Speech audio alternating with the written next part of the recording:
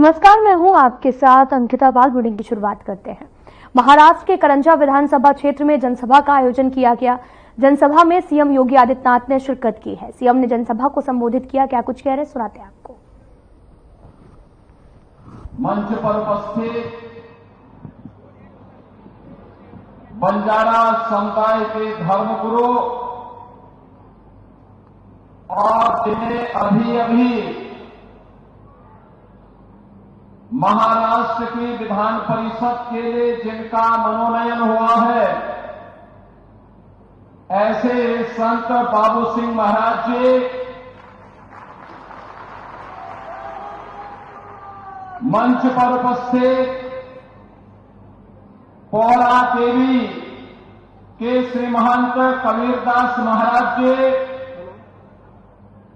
लिमाना पीठ आदिलाबाद के महंत राम सिंह महाराज जी, पोहरा देवी के महंत सुनील महाराज जी, महंत जितेंद्र महाराज जी, महंत यशवंत महाराज जी, चैतन्य आश्रम के श्री महंत श्याम चैतन्य महाराज जी, महंत सुरेश महाराज जी, राजगढ़ आश्रम से राय सिंह महाराज जी, भारतीय जनता पार्टी के वासीन के जिला के अध्यक्ष श्री राजू राजे पाटिल जी, एनसीपी के जिलाध्यक्ष चंद्रकांत ठाकरे जी, माजी विधायक लखन मलिक जी, विजय जाधव जी, भारतीय जनता पार्टी और महायुति गठबंधन के प्रत्याशी सईताई ढाके जी, वासीन विधानसभा क्षेत्र से उम्मीदवार श्याम जी खोड़े जी और उपस्थित सभी मेरे बहनों और भाइयों, ये मेरा सौभाग्य है कि इस क्षेत्र की काशी कही जाने वाली बंजारा समुदाय के पवित्र स्थल संत सेवालाल महाराज, संत रामराव महाराज, संत बामनलाल महाराज की साधना की पवित्र भूमि और जहां पे साक्षात जगत जननी मां भगवती अम्बा ने दर्शन दिया, इस पावन धरा को मुझे आज नमन करने का अवसर प्राप्त हुआ है। जगत जननी मां भगवती अम्बा और इन पूज्य संतों के श्री चरणों का नमन करते हुए आप सबका मैं अभिनंदन करता हूं, स्वागत करता हूं। जय सेवालाल महाराज। बहनों भाइयों, इसे मैं एक सुखद संयोग मानता हूं जो बंजारा समुदाय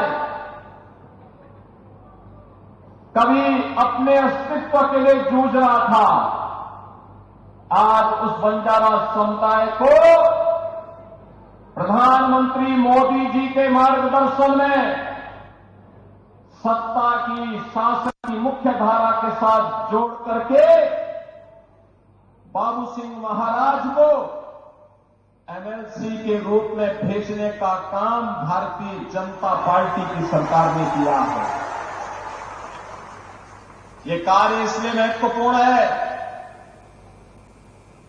कि अब बाबू सिंह महाराज के जाने के बाद न केवल इस पवित्र काशी के बंजारा समुदाय की इस पवित्र काशी का सुंदरीकरण करने की भारतीय जनता पार्टी का अभियान और तेजी के साथ आगे बढ़ेगा, जो समाज विरोधी देशद्रोही तत्व बंजारा समुदाय का धर्मांतरण करके उन्हें गुमराह करने का प्रयास कर रहे थे, अब वे लोग सफल नहीं होने पाएंगे और एकजुट होकर के जिस बात का आह्वान कभी छत्रपति शिवाजी महाराज ने किया था, जिस कार्य के लिए संभाजी महाराज ने अपना बलिदान दिया था, जिन कार्यों के लिए बाबा साहब डॉक्टर भीमराव अम्बेडकर जी ने पूरा जीवन समर्पित कर दिया था, आज उन कार्यक्रमों को मजबूती के साथ हमें करंजा क्षेत्र में भी आगे बढ़ाने का अवसर प्राप्त होगा। बहनों और भाइयों, इस समय महाराष्ट्र विधानसभा के चुनाव चल रहे हैं और पूरे महाराष्ट्र के अंदर एक और भारतीय जनता पार्टी के नेतृत्व में महायुति गठबंधन कार्य कर रहा है। प्रधानमंत्री मोदी जी का यशस्वी नेतृत्व है। मोदी जी का कार्य पिछले 10 वर्ष के अंदर पूरे देश ने देखा है।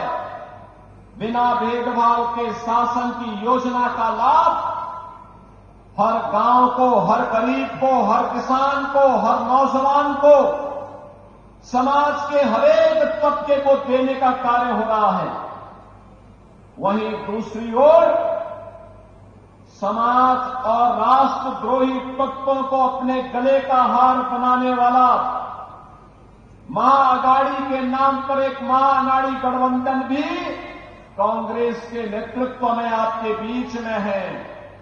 न उनके पास नीति है, न देश को आगे बढ़ाने की कोई नीति है, न उनकी नियत साफ है और न उनमें नैतिक बल ही है।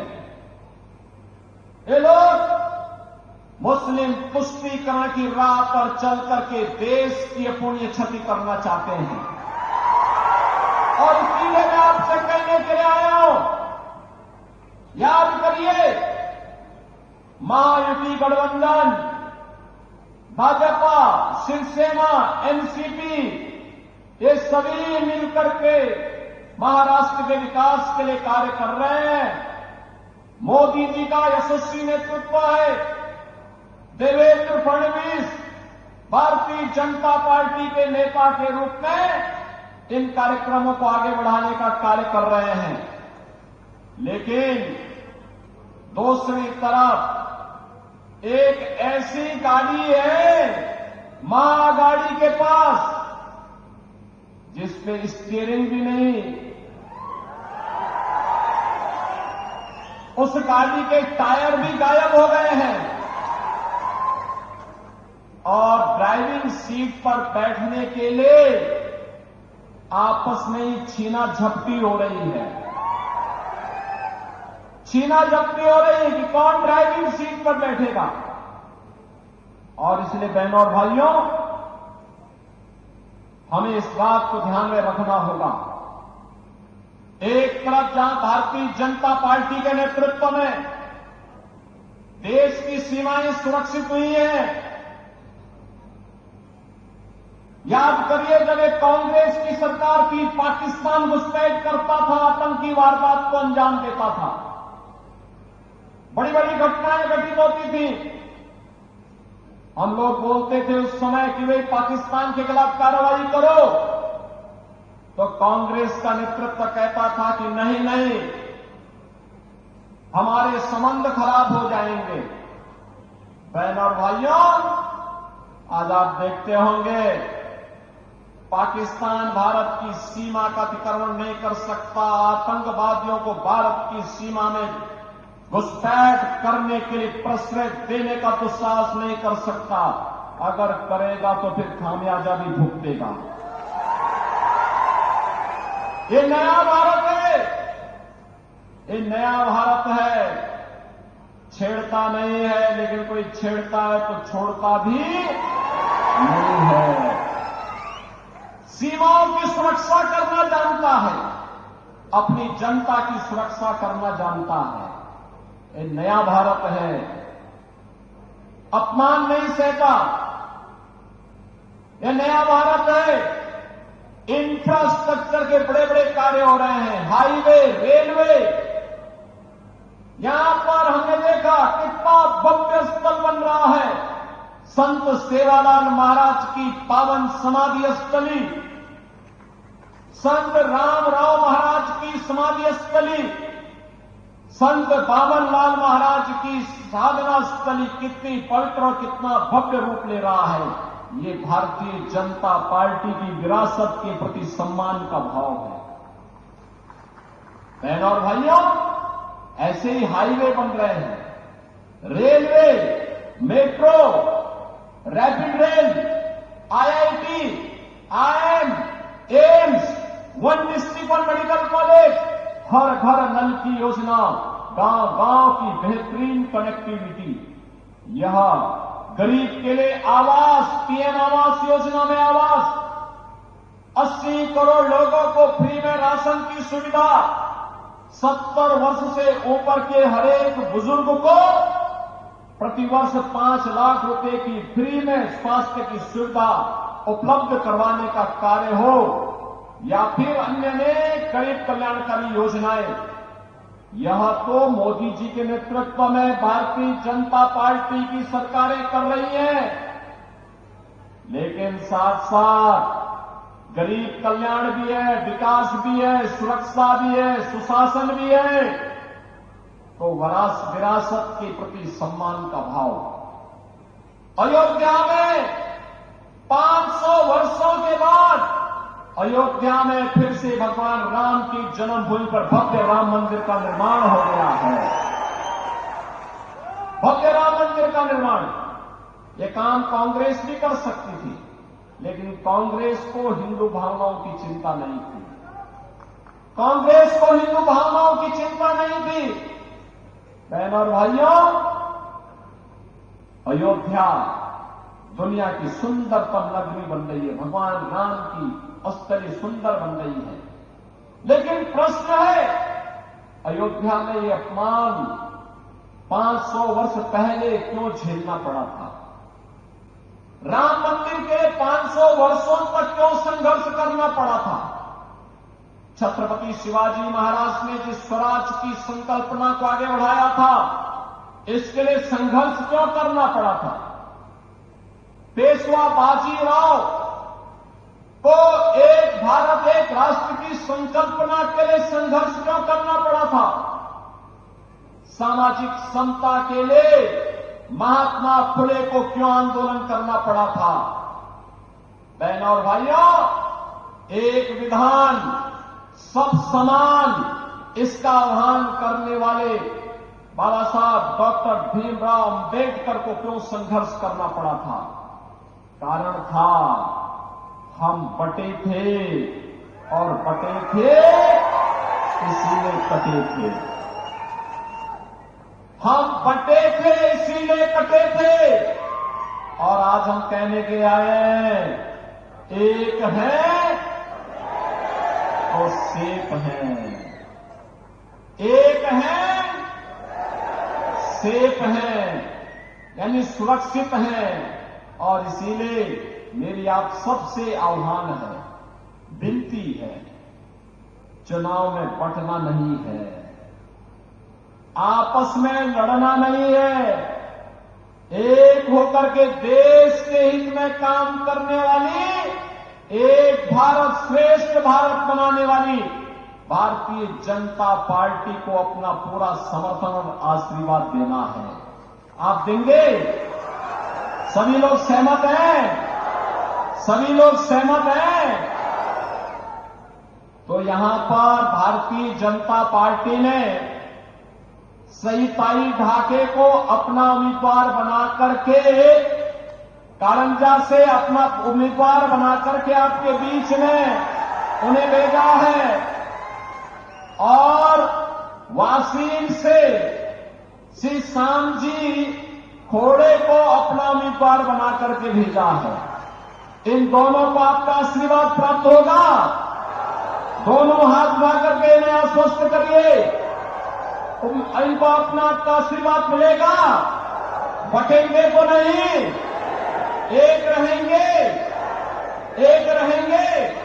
तो मेरे साथ बोलेंगे, भारत माता की, भारत माता की, भारत माता की, संत सेवालाल महाराज की, संत सेवालाल महाराज की, जय श्री राम, जय जय श्री राम।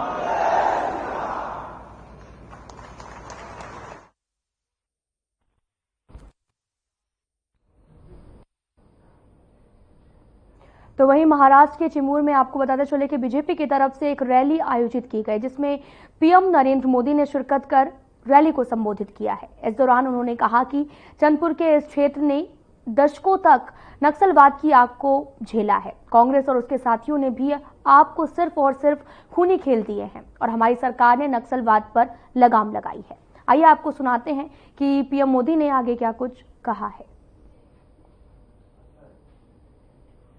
हमारे चंद्रपुर के इस क्षेत्र ने भी दशकों तक नक्सलवाद की आग को झेला है। इस क्षेत्र ने क्या कुछ नहीं सहा। नक्सलवाद के कुचक्र में कितने ही युवाओं का जीवन बर्बाद हो गया। हिंसा का खूनी खेल चलता रहा। औद्योगिक संभावनाओं ने यहां दम तोड़ दिया। कांग्रेस उसके साथियों ने आपको सिर्फ और सिर्फ खूनी खेल दिए हैं। ये हमारी सरकार है जिसने नक्सलवाद पर लगाम लगाई। क्यों? हमारे चंद्रपुर के इस क्षेत्र। आपको बताते चले कि पीएम नरेंद्र मोदी ने जमकर निशाना साधा, जहां पर नक्सलवाद को लेकर पीएम मोदी ने जमकर निशाना साधा है। बीजेपी के चिमूर में आयोजित रैली में प्रतिभाग किया और इस दौरान लगातार हमला बोलते हुए नजर आए हैं। पीएम मोदी ने रैली को संबोधित भी किया, जहां पर बड़ी संख्या में लोगों का हुजूम भी पहुंचा था। नक्सलवाद को लेकर पीएम नरेंद्र मोदी लगातार हमला बोल रहे हैं।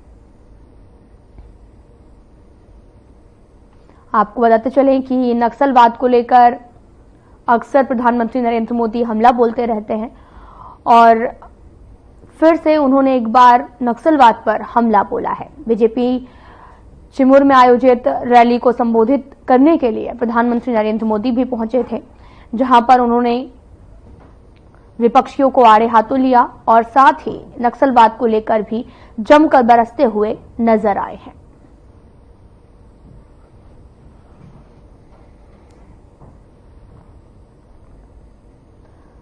आपको बताते चले कि लगातार तमाम तरह के अभियान चलाए जा रहे हैं और इसी दौरान बीजेपी ने चिमूर में एक रैली का आयोजन किया, जहां पर प्रधानमंत्री नरेंद्र मोदी ने शिरकत की और इस दौरान जनसभा को संबोधित करते हुए, रैली को संबोधित करते हुए प्रधानमंत्री नरेंद्र मोदी नजर आए, जिस दौरान उन्होंने नक्सलवाद को लेकर कड़ा हमला बोला है।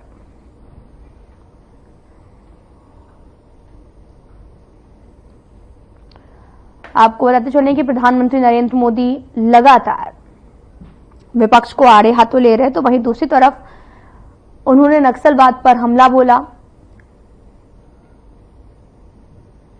और साथ ही रैली को संबोधित किया, जहां पर बड़ी संख्या में लोग भी पहुंचे हुए थे।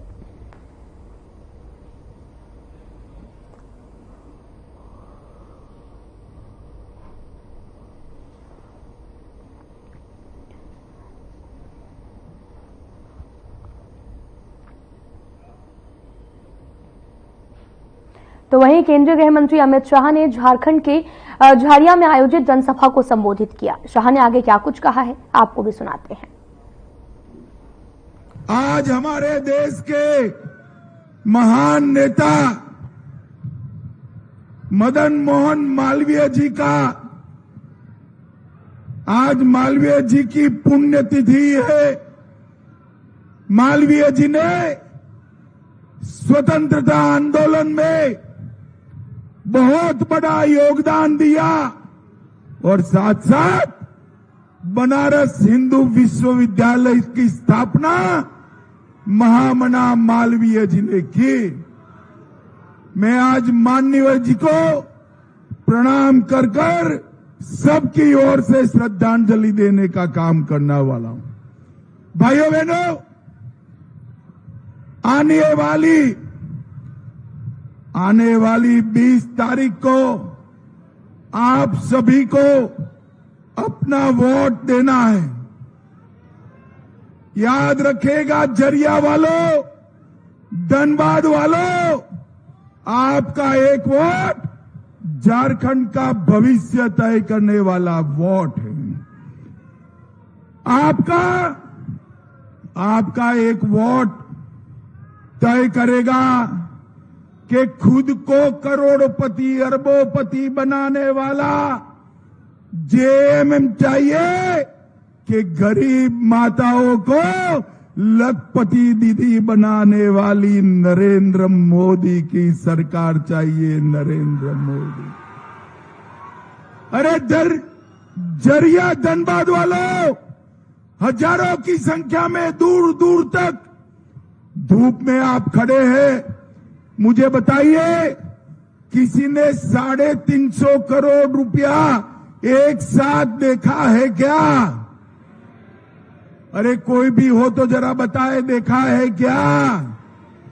किसी ने 35 करोड़ रुपया एक साथ देखा है क्या? अब देखिए, आप किसी ने नहीं देखा है और एक कांग्रेस के सांसद, जेएम की सरकार के मंत्री आलमगीर आलम के घर से 35 करोड़ रुपया पकड़ा जाता है और कांग्रेस के सांसद के घर से 350 करोड़ रुपया पकड़ा जाता है। अब 350 करोड़ रुपया पकड़ लिए, गिनना कैसे? पूरी रांची की नोट गिनने की मशीन इकट्ठी की, 27 मशीनें, और पूरा दिन गिनती रही। मशीनें गर्म हो गई, इनकी नोट खत्म नहीं हुई भैया, नोट खत्म नहीं हुई। ये जरिया धनबाद वालों, ये 350 करोड़ रुपया, ये 35 करोड़ रुपया किसका है? जरा बताओ मुझे, किसका है? ये हेमंत सोरेन का है क्या? कांग्रेस पार्टी का है क्या? भाइयों बहनों, ये 350 करोड़ रुपया मेरे जरिया और धनबाद के युवाओं का है, माताओं का है, जो ये लूट कर ले गए हैं। और ये मानते हैं कि हमने लूट खसोट कर दी, कुछ नहीं होगा। मैं आज कहकर जाता हूं, आप कमल फूल की सरकार बना दो, 1 करोड़ों रुपया लूटने वालों को हम उल्टा लटका कर सीधा करने का काम करेंगे। झारखंड के गरीब आदिवासियों का, पिछड़ा वर्ग के लोगों का, युवाओं का जो रुपया उन्होंने लूटा है, वो सूद समेत इसकी पाई झारखंड की तिजोरी में जमा होगी। ये मेरा आपसे वादा है भाइयों, वादा है। भाइयों बहनों, उन्होंने 1000 करोड़ का मनरेगा घोटाला किया, बड़ा भूमि घोटाला किया, 1000 करोड़ का खनन घोटाला किया, सेना की जमीन भी कब्जा ली, हजारों करोड़ का शराब का घोटाला किया।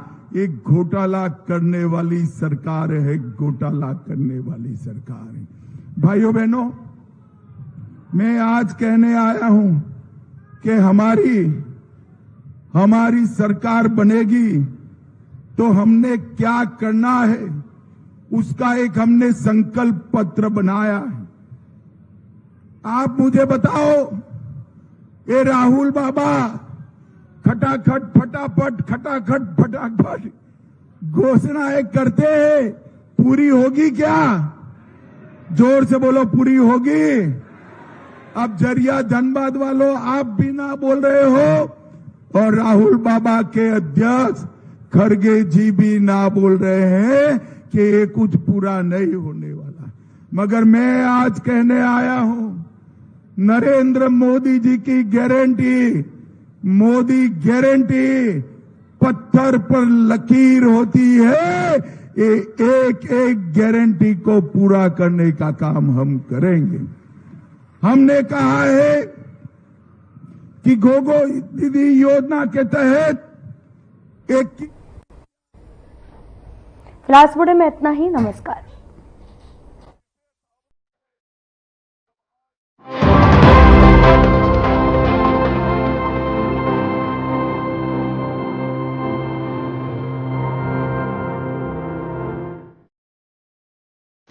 Best channel